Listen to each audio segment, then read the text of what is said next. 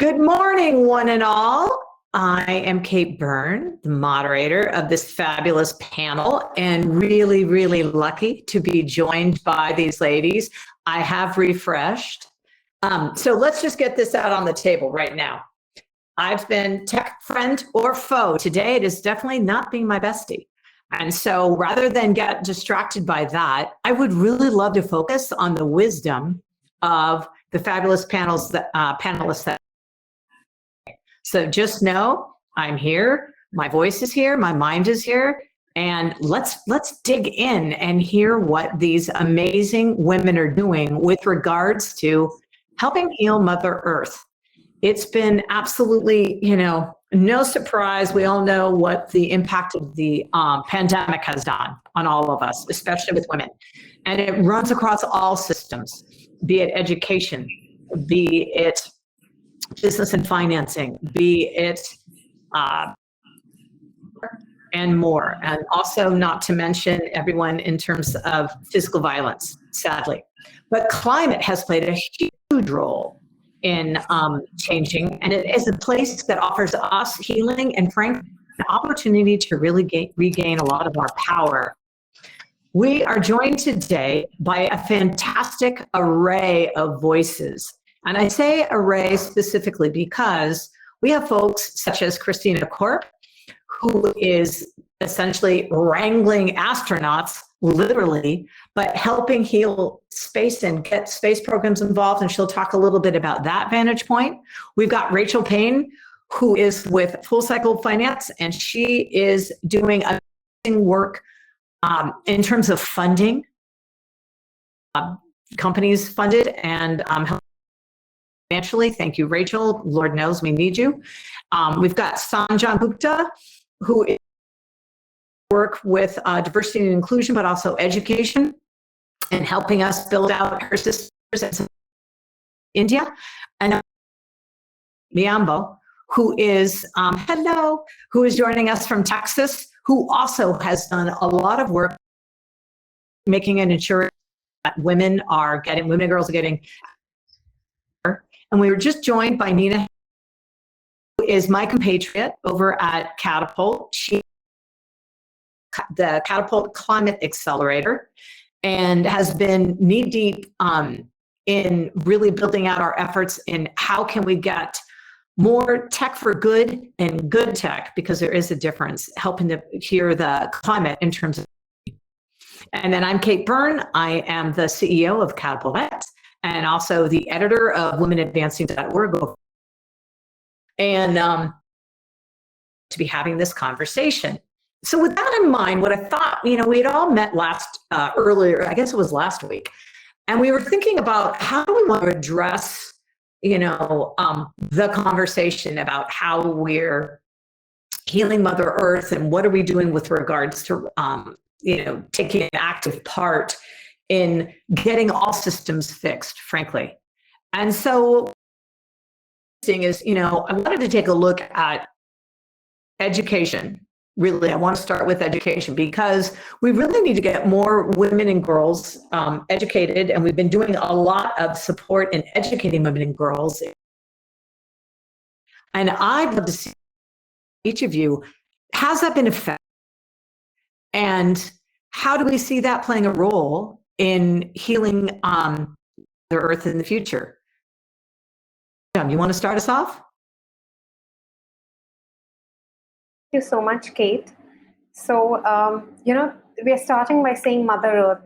And I think, I know men too can't say that, we're not equal, but women have this nurturing and this protective instinct.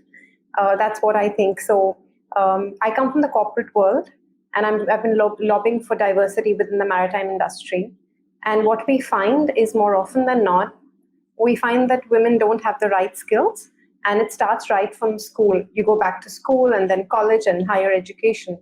We find that there is so much lacking and there's a long way to go. And while there are a lot of programs that are running, and I'm a mentor for an organization called Aspire for Her in India, where we encourage women to take up different careers across industries. And I think that's really helping. But we still are at this point where we have a long way to go. There's a huge gap. There's amazing work being done. But the gap is so wide that I think that unless we all get together and accelerate, I don't think that's going to happen, at least in my lifetime. I have a 13-year-old son, and one thing I feel it's very important, we focus a lot on emphasis on how we bring up girls and women. Obviously, we should, and we should encourage them. But in patriarchal societies such as ours, say back home in India, I see the cultural mindset needs a huge change. So it's how we bring up our sons is very important. I would want to bring up my son tomorrow in a way that he would support other women, he would support his life partner. That I think is very important. And there is also this amazing organization that works in India to actually working with young boys in lower income households. So it's about them and how they treat their mothers, their sisters, and their future spouses. So I think it's a whole societal problem. It's not just education. You can educate girls, but if the men in the family are not going to give them that opportunity. So you have to kind of target it from a holistic point of view. And I know in some countries it would be different. They would be more progressive. But I think it has to be kind of fine-tuned to the culture that you are in. Because unless we have the gentlemen of the family supporting women, we have these bright, intelligent girls going through amazing educational programs and then just getting married, not allowed to work. And in today's COVID situation, a lot of them are widows. They are losing their spouses, and they just don't have a running income. So lots to think about. So now I'd love to hear, and thank you for the Global South. Let's head on over to the Global North. Nina from Norway. How do you see education in STEM? And then following this, I want to then switch into a little conversation about financing too.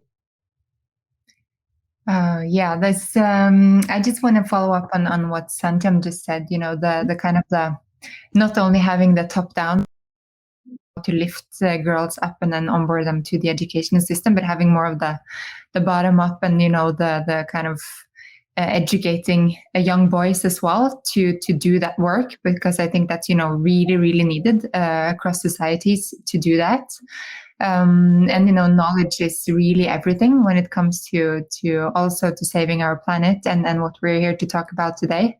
So getting that together, I think that's it's crucial. And also, as has been said here already, there's a lot of really good work to that are being done already, but the gap is it's huge. And but I think it will be getting more women also into the field of STEM education will not only contribute to narrow kind of the gap on the ones that are not educated, but also kind of bridging the gap towards more focus on healing technology, not what is classical women jobs in terms of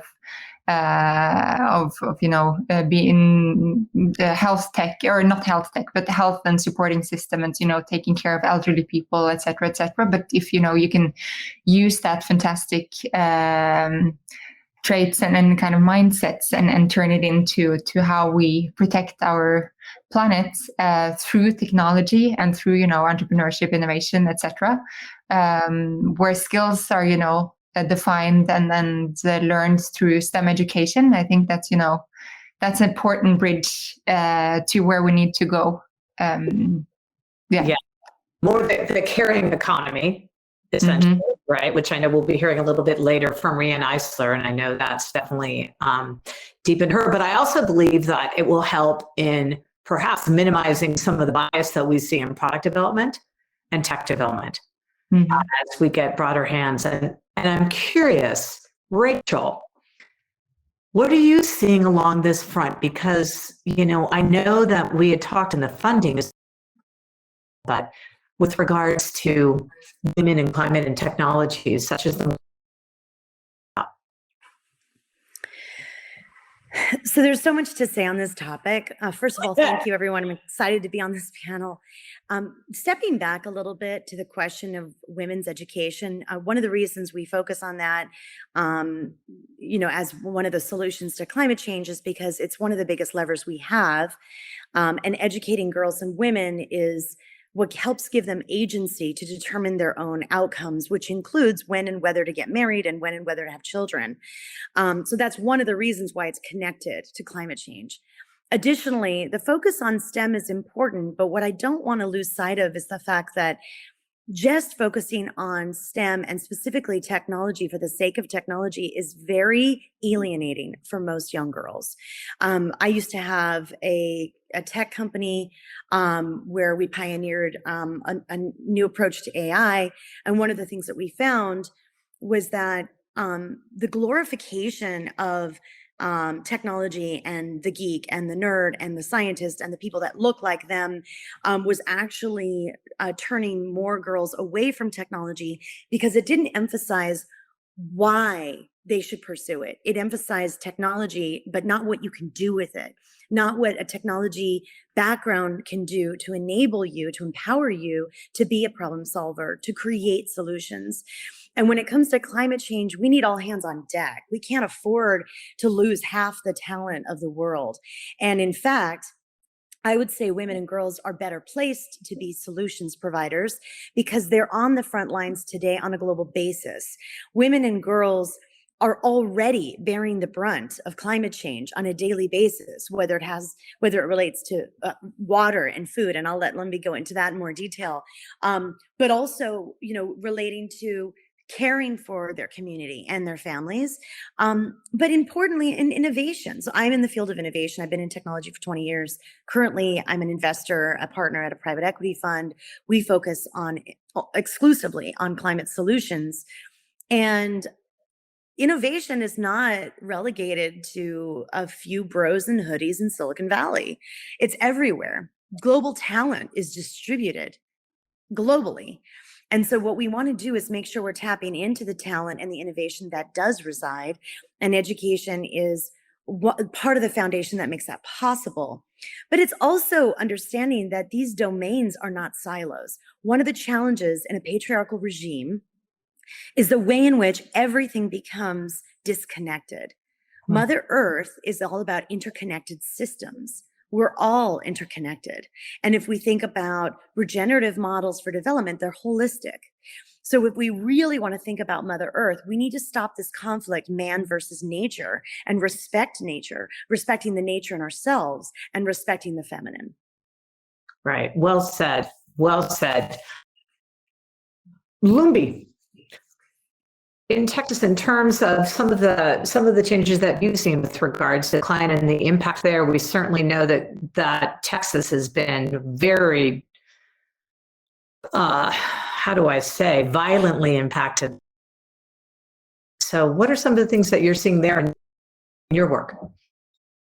Yeah, so, just to build upon what Rachel said, about women in their role in the society globally, and the impact that women can have overall, if we, make sure that they are part of this whole problem solution, climate change solution.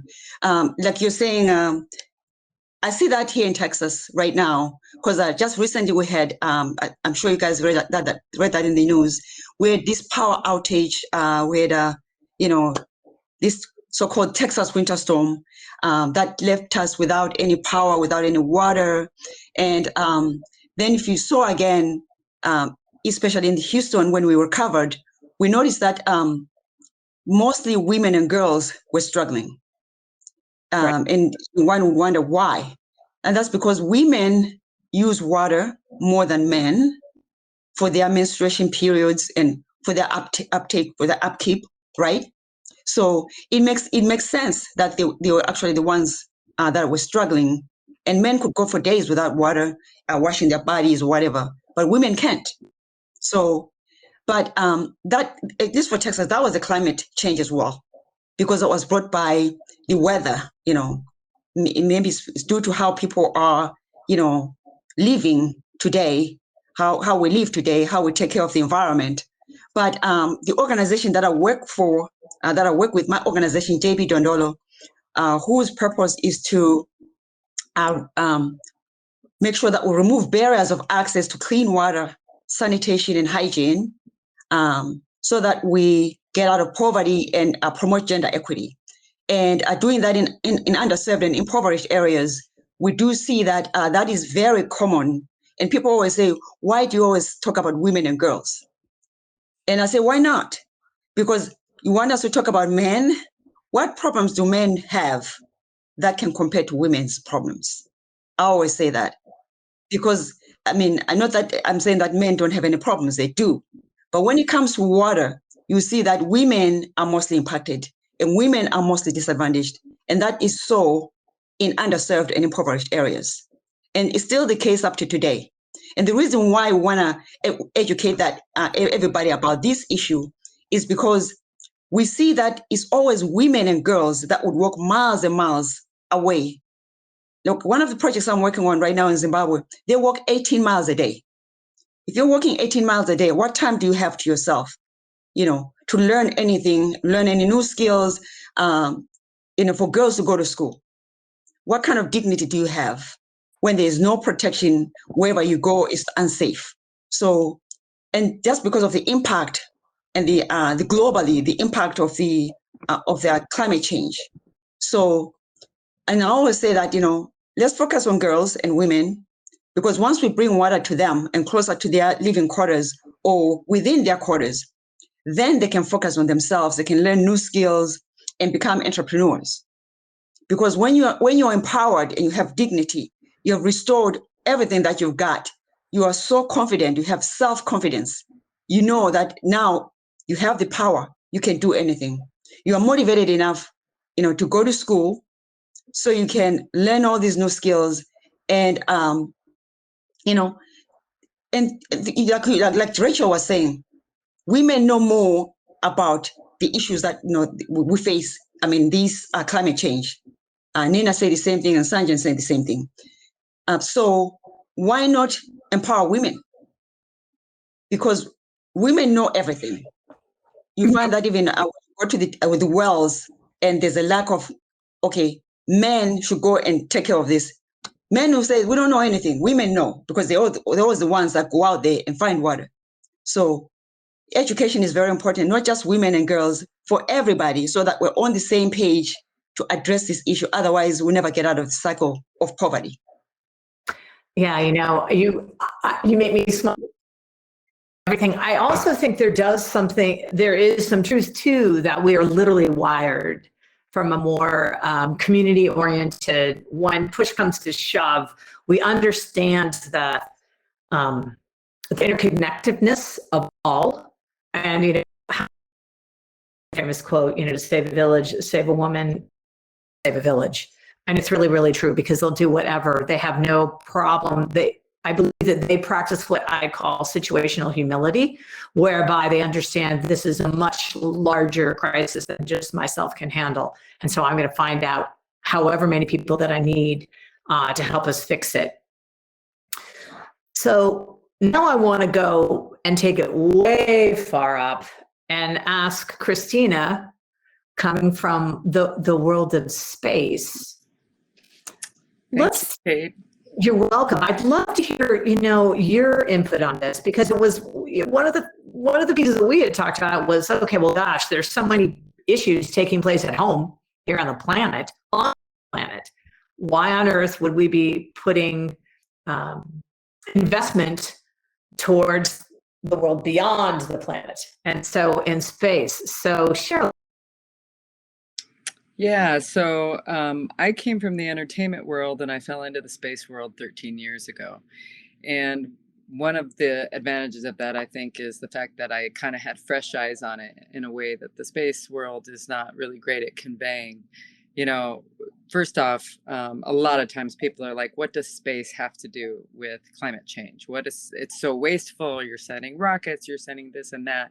But what's really interesting, I think, is the awareness gap of when I say to people, well, who do you think it is that is monitoring climate change? Who do you think it is that is monitoring the polar ice caps and the global warming and the droughts, the hurricanes, everything all over the planet? It is the space people.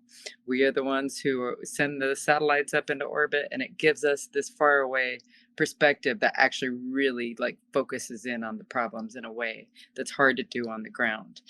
And so the interesting thing that a lot of people don't realize either is that Apollo 8 in 1968, when the Apollo 8 mission orbited the moon for the first time, and they were able to see Earth rise, the first time they saw that little blue marble of Earth, that really drove, that image drove it home for people like, wow, that is our planet. That is where every human lives. Like, that really drove the need for, we need to start taking put serious effort into doing things to save our planet. So, I mean, Earth Day came out of that image. And that's what started this movement of taking care of our planet. So it's been going on for 50 years, you know, since that moment. But the awareness of how those missions, the Apollo missions, and seeing the Earth from that perspective has kind of gotten lost over time. And people kind of have lost the understanding that what drove innovation, what drove the new technology and this whole new generation of people who are changing the world came from the Apollo missions. And so that's where the space part of it that I have been privileged to have been working with the Apollo astronauts for several years, and not only get access to the space world in a way of seeing how the technology has impacted our planet, but also the hearts of people. I always say to people, we're being forced with so much information now. We have information overload constantly, but we're missing the inspiration part. We've got to be reminded about the humanity of it. So when you were talking earlier about education, you know, the STEM movement really kind of got driven out of how for the Apollo missions, man, we built rockets and we sent humans to the moon in 8 years. I mean, it's impossible. It sounds impossible now to do that. But interestingly, we do have the Artemis missions, goddess of the moon, twin sister of Apollo. The next missions to the moon are to put the first woman on the moon, which is an exciting thing that I hope will inspire women and girls. So going then to that. You know, space is definitely a male-dominated world. Aerospace world is, and of course, a lot of the tech world is. So it goes hand in hand. There's a twofold thing here. You know, there are a lot of male allies who are trying to bring women into it, and a lot of women struggle to understand, what is my role within this? How does this have anything to do with me? And it does much more than we ever realize. So I think that if there can be more awareness about, look, it's not just about the technology. It is also about the solutions that we're finding of how do you survive in the most extreme environment of space. If you can figure out how to learn to survive in a place where there is no water, there is no air, there is nothing, and somehow you can still survive, you can use that knowledge and that experience and that technology on Earth in places where we're struggling to have clean water, clean air, access to resources, growing food with almost no water or soil. All of that are things that we learn how to do in space that can be used here on Earth. So I think if even more women understand that, the opportunities that are there, you know, it doesn't have to be a completely boys club, you know, being in the space world. The other thing I think that we as women have to restructure ourselves. I liked what you said, Sanjam, about teaching our boys, you know, about being advocates or looking at women and girls as equals. I have a 9-year-old daughter and a 6-year-old son, and I hope that they grow up feeling pretty equal in their access to opportunity. But I myself have gotten pretty far in the space world because of my male mentors who have seen the potential in me, seen the eagerness in me for being willing to learn. The other thing is we have to, as women, we have to shift our thinking though too, because a lot of times women talk themselves out of the opportunities that are there as well. They either think they're not qualified enough, or they think, oh, they're not going to hire me, so I'm not even going to go for that. And meanwhile, I'm hearing from all these people saying, we are wanting more women, we're wanting more people of color, we're wanting, you know, to provide opportunities. So trying to find the way to get people to understand they really mean it and the opportunities are there. That's something that I feel with my company, Purpose Entertainment, Space for a Better World. I am trying to kind of bridge the gap between those things to help raise awareness about the opportunities that are there. And also to say, look, I'm a woman who's gotten to go all over the world with a man who walked on the moon. If ever there was an impossible thing that you wouldn't expect, I've gotten to do it. And so how I've gotten to do it is I have also taken the leap. I've taken the leap and putting myself out there. And we as women have to do that too. We're afraid to ask for raises. We're afraid to ask for the opportunities. We got to quit being afraid to do it. You just got to put yourself out there. And so my daughter is quite a little firebrand. I don't think she will have any problem asking for what she wants. So I think the women in today's generation too have to take a little bit of that lesson, I think, from younger generations of girls who are growing up in a different environment that we have. But all of that to go back, I do want to just point out one more thing, which is to think about the technology. During this pandemic, the infrared thermometers that we're using to test people's temperatures, that is a direct space technology that came out of of measuring the heat between planets. And I want people to think about that. If you start thinking about space, how can we use it to help save our planet and our people? So that's what I'd just like to leave you with. No, terrific. And the thing that you just, with regards to women needing to step up, I'm going to say those of us who are more silver-haired wisdom wielders, we need and support them as opposed to pushing them down, rolling our eyes, oh, millennials, oh, Gen Z, right? We need to make way. And I think, frankly, support and try to see that as perhaps unharnessed enthusiasm as opposed to threatening ambition. I think probably everybody on this panel and everyone who is joining in has experienced sort of shocking lack of support, perhaps from a fellow woman as well as a man. Of course, when it comes from women, it's a little bit more. I don't know. It feels it digs a little deeper. So I really encourage everyone when we have opportunities to, and hopefully someone who doesn't look like you would be my recommendation as well. So with regards to tech and the opportunities that we're seeing that are becoming available, I'd love to get a sense from both Rachel and Nina. You know, what are some of the technologies that you've seen that you find really and interesting in areas of either potential ways that others could get involved in and support? Nina, let's start with you.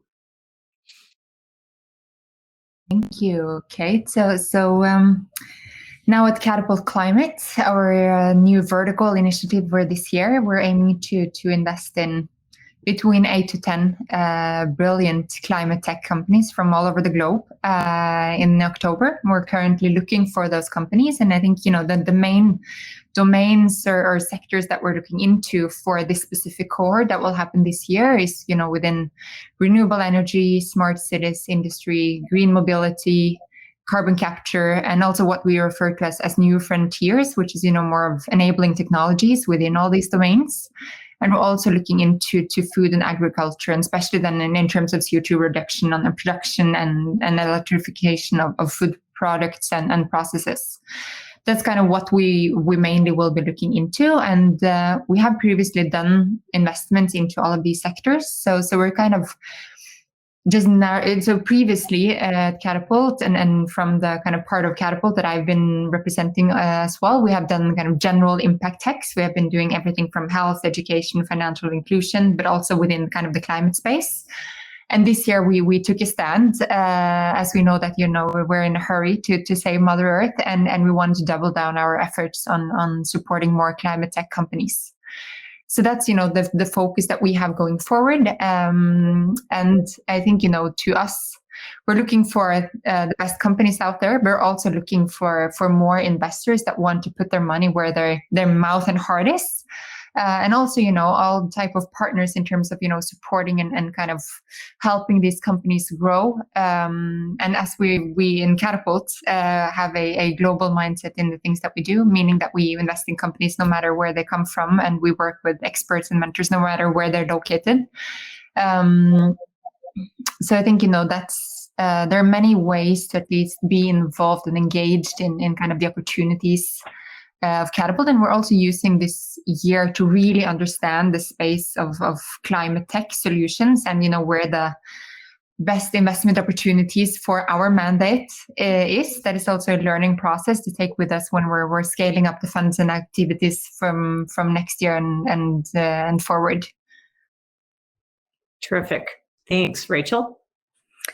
So I would agree with Nina. It's a very exciting time to be an investor in this space, and the quality of entrepreneurs and the technologies that they're developing is really quite remarkable.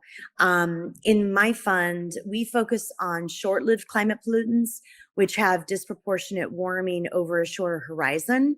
And so we focus less on specific industries and sectors versus molecules. So we look at, for example, methane emissions, nitrous oxide, fluorinated gases, et cetera.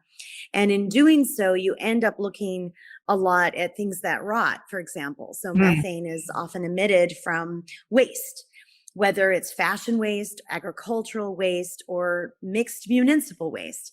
So we have a circularity portfolio. One of the companies in our portfolio is a thermochemical recycling company for mixed municipal waste that can operate at pretty large scale, and it converts waste on a molecule level into high value chemicals and or energy.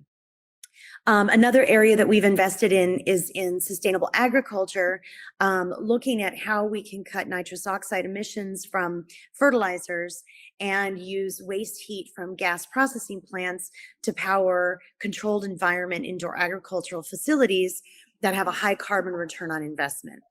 And when we measure carbon return on investment, we do it over the 20-year global warming potential horizon, because this is a time for action. So we really want to look at that window of time of the next 20 years rather than the GWB 100.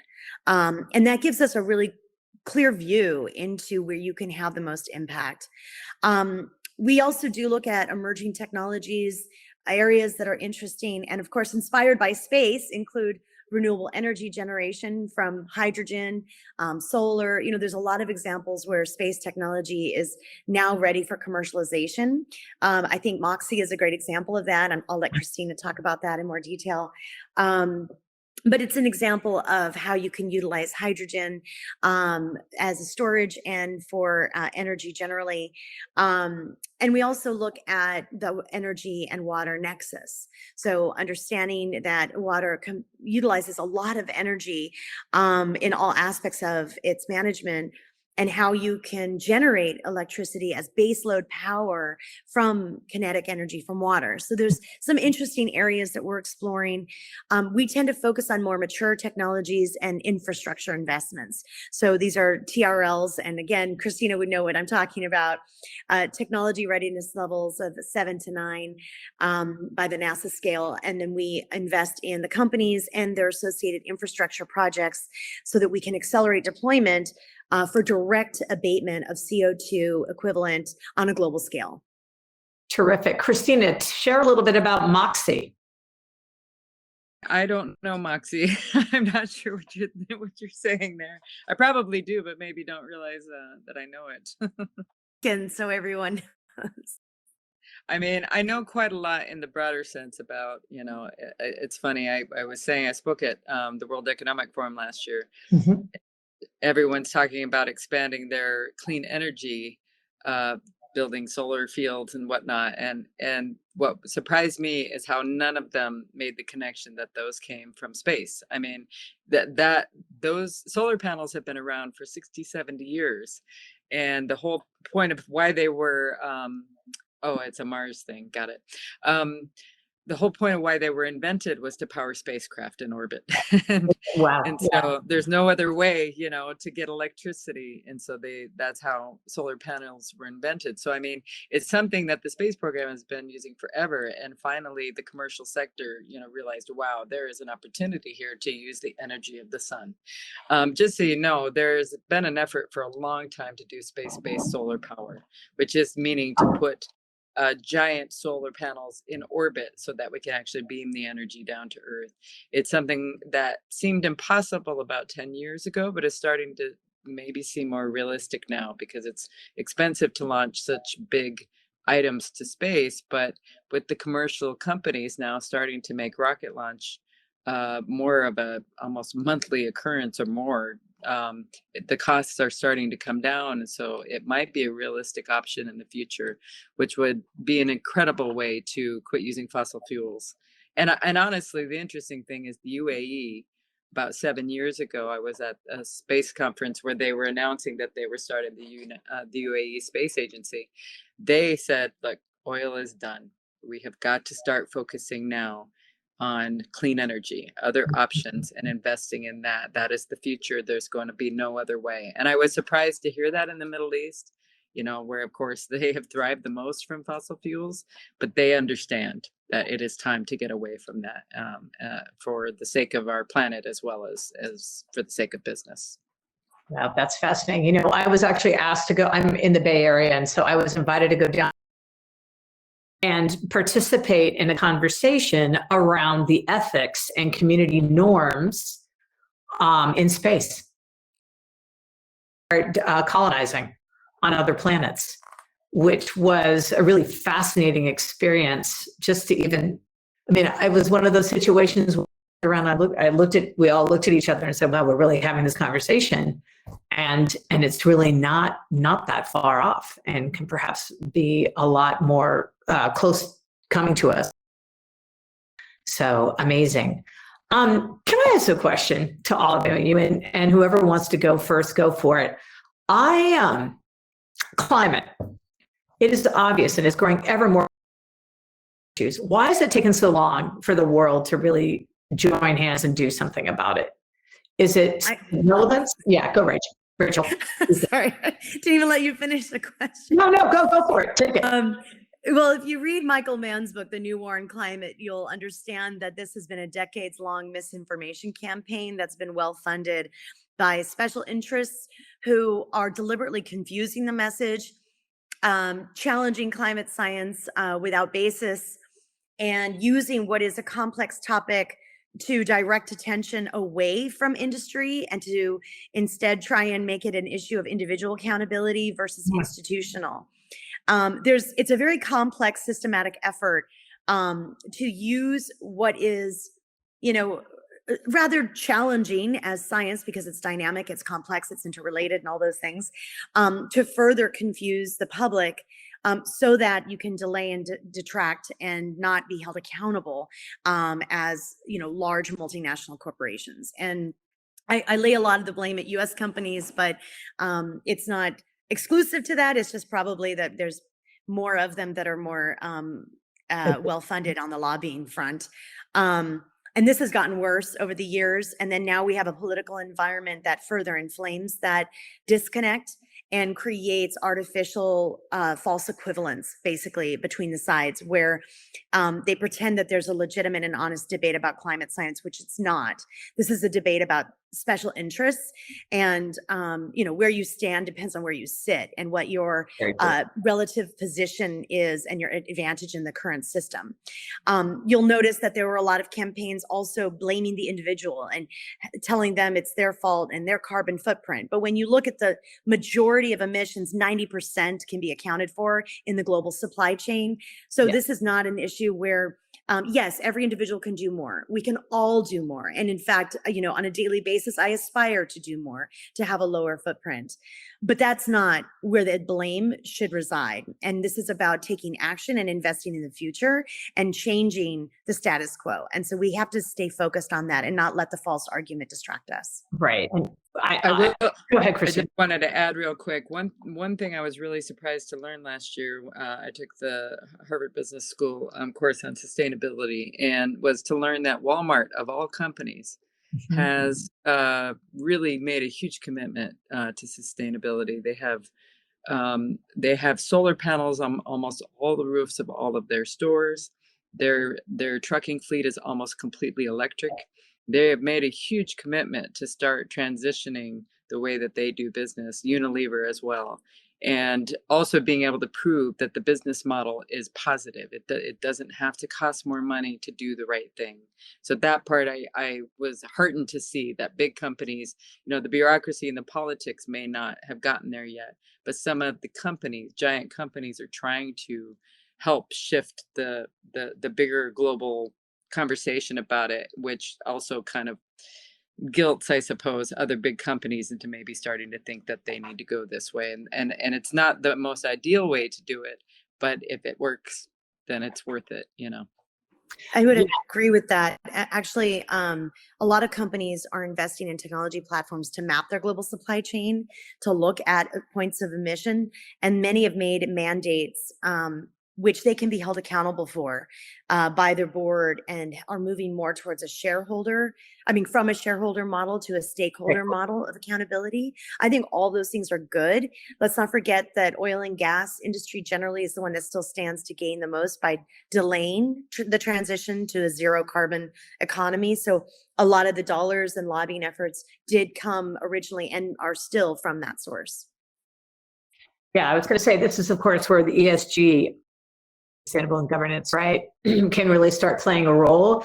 The thing that, and you each just touched upon it, to me, I think as we need to get the CFOs understanding that this has got to be just a business initiative, and it's actually a demonstration of a company's success. But also, I think having, to your point, all of the CTOs, those chief technology officers, understanding their impact on the carbon imprint and what their portion of the situation is. I wrote in the chat, I had a who's the EVP of Sustainability at Walmart. I think, one, fabulous that it is a woman who's leading the charge there. Two, she has a background, she came from McKinsey. She deployed a very systemic and rudimentary and broad-reaching format to do it. And I think, to your that and the work that Unilever has done as a case study for others to start deploying, we could really see a lot of really big change. And you're right. Yes, there are many of us individuals, but let's face it, to your point, Christina, Walmart does it because that impacts not only the company, but also all of the stakeholders within it, the local community, the internal community. So in terms of their employees. What I'm really curious,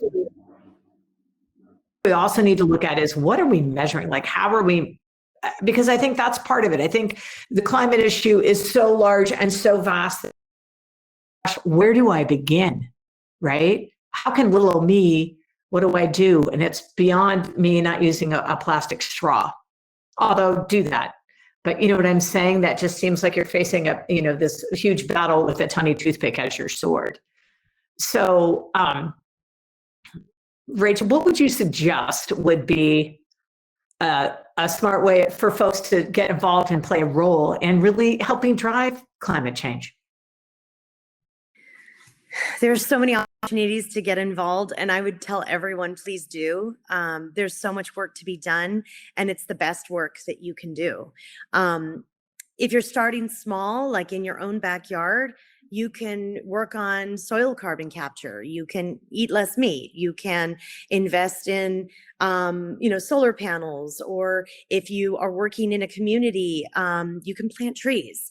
Like, there are things that you can do that focus on nature-based solutions, which are very effective. I mean, just restoring soil can have a 9 to 14x multiplier on carbon capture. So it's really powerful, and it's not appreciated, but it can really make a difference. So, starting small is okay. And starting in your backyard is okay. Starting with a community garden, or, planting trees in a neighborhood, in an urban area. I do a lot of urban reforestation projects with an organization that I founded called the Tree Pledge, where, we work with local communities in areas that have low shade canopy and high heat intensity to address the heat islands of large metropolises like Los Angeles. So there's so much that can be done. And I think it's important to recognize that there's agency without saying that it's all about individual blame. It's more about, how do we activate these powerful networks of communities to do more for their communities on environmental justice, and specifically climate justice, while, taking advantage of the resources and the opportunities that exist locally. Of course, you can go all the way up to investing in solutions and starting organizations, joining a company that's focused on this, holding your own company accountable.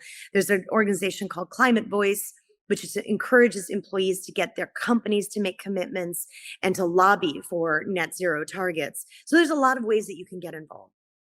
Yeah, and I want to pop in very quickly and just tap into Kristen Kagetz, who asked a question with reference to plastic and carbon credits are effective ways to get companies to move their money towards positive impact.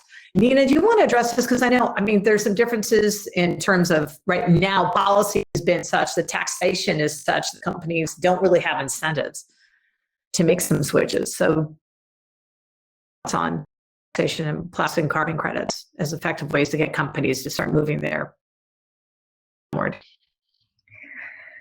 That's a good question. I think it's, it can be super, super effective. But I think, maybe going back to the conversation started here about Walmart and, maybe it's a bit controversial to say because, on one side we need to every initiative and every action taken, if that's, to electrify your fleet or, having solar panels on your roof. I think, we really need to cheer on each other and kind of encourage that type of change. But I also think, we can't let the business as usual continue when the core of that business is to, get people to buy cheap things and throw it away when it's broken. That's the core, and that's where change actually needs to happen. And then, everything around it is also fantastic.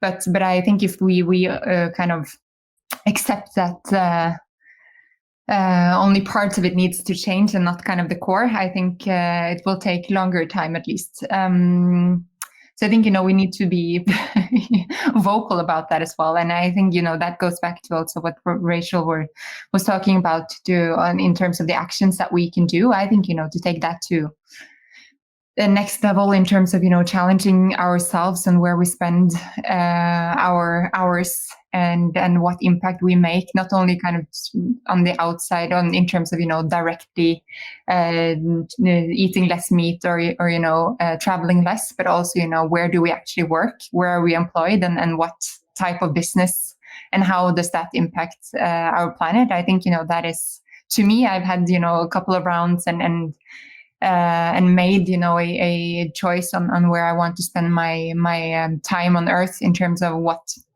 impact I have on our planet as well. So I think, taking it up there and also putting our savings and investing our money. I think, the power of the dollar is, underestimated, even though it's from us privately and not, from kind of the large corporates or investment funds. So I think there's a combination of, really believing that even though we might think that, it's my actions will only be a drop in the ocean, but, recognizing that the ocean only consists of drops. I think, that's a very powerful mindset, and combining that with, policy and regulations. I think, it's the total combination of all that will take us to zero and beyond. Nina, can you talk a little bit about, and thank you for that, about Choose? Because that's been such a Norwegian success story. Share. That's a fantastic company. They entered our very first cohort back in 2017. And it was, they were very early on at that time. But it's still, the company that to date has grown the most during the 3-month period of the accelerator program, both because of, what they do is super scalable in terms of carbon credits and offsetting. And also, but this kind of, we see now also, and also over the last 4 years, there's so many startups and young companies working in the carbon offsetting space.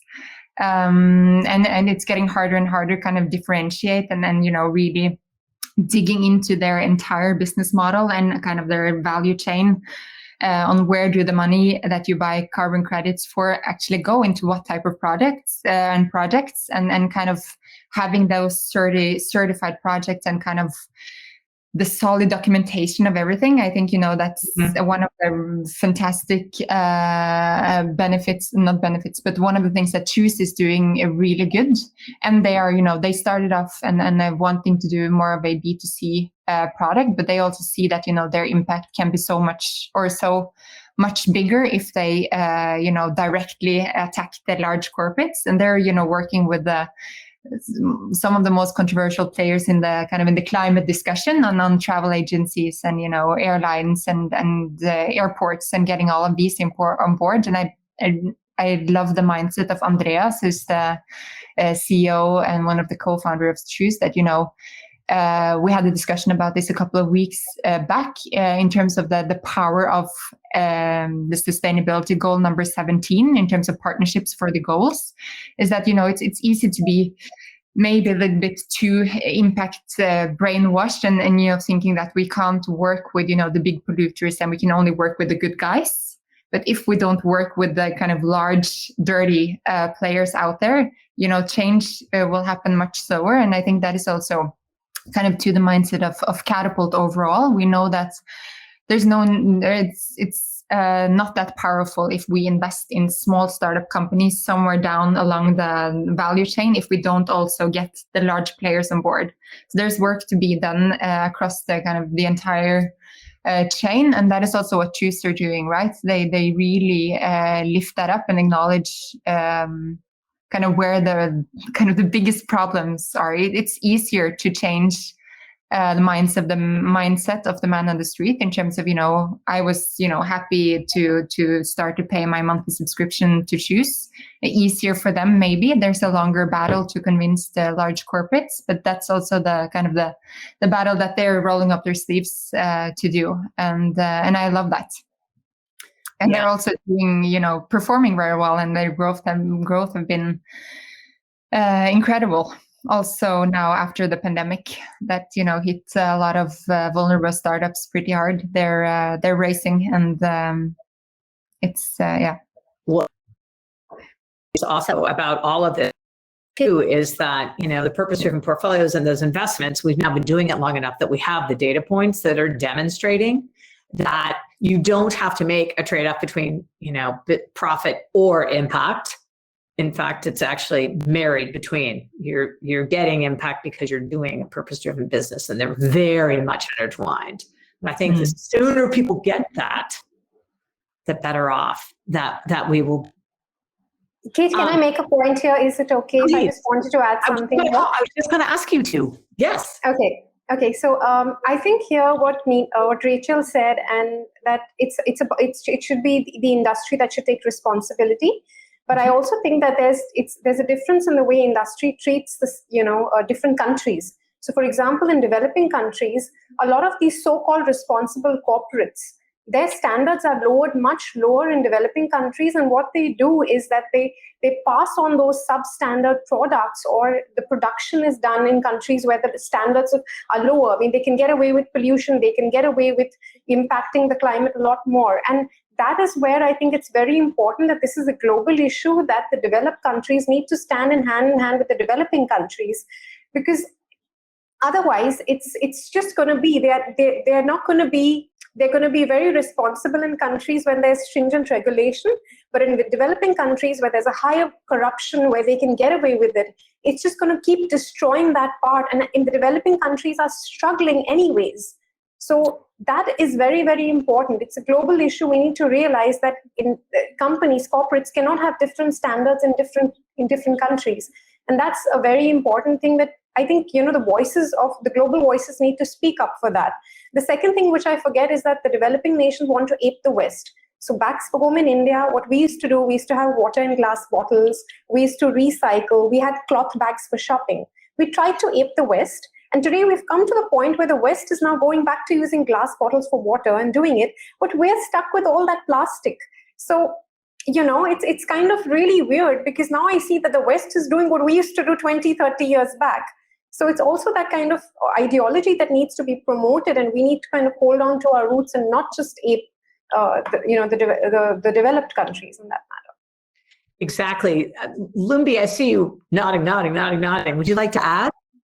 Yes, I wanted to say that I agree with you, Sanjay, and what you're saying for the underdeveloped countries, because the only way to move forward and to get this thing under control is if we all work together, like with the developed countries. It's a global issue, and to that point as well, I've seen that when I go to Zimbabwe, like certain areas they do certain things like as if like it's okay, you know. It's like the environment doesn't matter. You know, it's like, because it's okay over here, the other people over there are doing whatever they want to do. But it's not okay, because the standards are so relaxed. You know, you find that people, I mean, they feel like they can do just whatever they want. So, which to that point, I think that, you know, it's really important that we have to unlearn. We have to go through a new process to unlearn everything that we've been taught, you know, to go back, maybe, like going back may be the best way at this point, because, I mean, the old things are now coming back into focus. So when we unlearn, that's when we're going to find that people will start also get together and be on the same page, because right now we're talking on different levels. Other people don't believe that there's a climate change issue. Others do because of misinformation. But when we unlearn and have a new system, a new way of learning, where everything is based on facts, not on opinions, that's going to be helpful for everyone, because we're going to find a way forward that is actually better for the environment and globally better for the you know, for the planet. Well said. Well said. Christina, I'm going to have you do a closing remark. I have to scoot over to the real wealth of nations, so I'm going to have to bow out. But you go ahead and sort of from the last word with regards to how you see people can help from your vantage point. And then I want to pre-thank Lumbi and Sanjam and Rachel and Nina and Christina and all of you who joined us today for fantastic conversation and just all the efforts that you're putting into place. Seriously, I feel for my daughters and hopefully my potentially unborn grandchildren. Thank you, Kate. Well, basically, you know, somebody mentioned earlier about how we're interconnected. And I think that that's something that, if nothing else, that this pandemic has shown us is that it has affected the entire world. And so in that way, you know, I think that space is a good reminder of that as well. I always say, working with astronauts, you know, they all worked so hard to get to space, and every single one of them got to space only to discover the Earth. And that was really profound for them to look back at our planet and think, wow, we are all humans on the same planet. And that's really driven a lot of their own purpose about what we need to do as humans, like thinking of ourselves as crewmates on the same, you know, we always think of space as something far away. We're on a planet that's in space.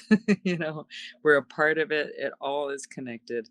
And if we can think about how we can all, like you were talking about earlier, doing small things. I mean, in my house, we're very diligent about recycling.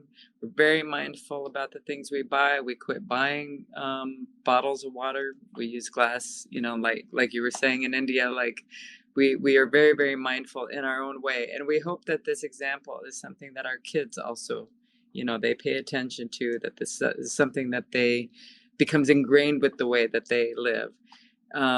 Thinking about space, you know, I do want to have those who think of space as a wasteful or something that doesn't apply to them.